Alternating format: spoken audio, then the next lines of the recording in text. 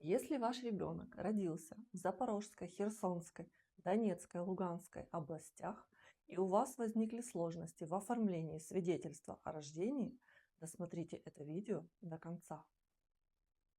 Даже если ваши документы были выданы не украинского образца или часть документов утеряна, можно оформить свидетельство о рождении через украинский суд. Я сопровождаю такие дела от начала и до получения свидетельства о рождении. Что входит в пакет?